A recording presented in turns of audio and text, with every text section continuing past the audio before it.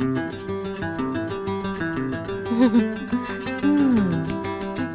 അടുത്ത വട്ടം നമുക്കൊരു നോർത്തിലേക്ക് ഒരു ട്രിപ്പ് പോവാം. ഹലോ, ആ നിഖിലേ, കേറി വാ. ഞാൻ നല്ല സമയത്താണല്ലോ വന്നേ. എന്താണ് വിശേഷം? ഇന്ന് ഞങ്ങളുടെ വെഡിങ് ആനിവേഴ്സറിയാ. അപ്പൊ രണ്ടുപേർക്കും ഹാപ്പി വെഡിങ് ആനിവേഴ്സറി. ഓ താങ്ക് യു. ഇതൊക്കെ ആന്റി ഉണ്ടാക്കിയതാണോ? ഓ, എനിക്ക് എവിടെയാ സമയം. കുറച്ച് പുറത്തുനിന്ന് വാങ്ങിച്ചു, കുറച്ച് വീട്ടിലുണ്ടാക്കി. കുറച്ചൊക്കെ കളർ ആയിക്കോട്ടെ എന്ന് വിചാരിച്ചു.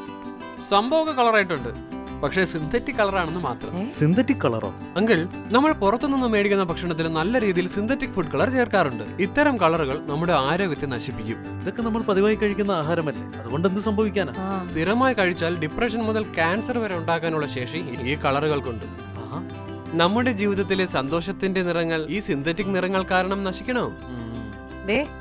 ഞാൻ ഇന്നത്തോടെ നിർത്തി. ഇത് മാത്രമല്ല നമ്മൾ ഒഴിവാക്കേണ്ടത് എണ്ണയിൽ വറുത്തതും പൊരിച്ചതുമായ ഭക്ഷണങ്ങൾ, അമിതമായ ഉപ്പും പഞ്ചസാരയും ചേർന്ന ഭക്ഷണങ്ങൾ. ഇതൊക്കെ നമ്മുടെ ജീവിതത്തിൽ നിന്നും മാറ്റി നിർത്തണം. വേറെ എന്തൊക്കെയാണ് ശ്രദ്ധിക്കേണ്ടത്? പതിവായി വ്യായാമം ചെയ്യുക, മനസ്സിന് ഇഷ്ടമുള്ള സംഗീതം ആസ്വദിക്കുക, ധാരാളം പുസ്തകങ്ങൾ വായിക്കുക. ഇത്രയൊക്കെ മതി ജീവിതം കളറാവാൻ. ചില ജീവിതചര്യകൾ നമുക്ക് ആദ്യം കഴിക്കും, പിന്നെ മധുരിക്കും. നെല്ലിക്ക പോലെ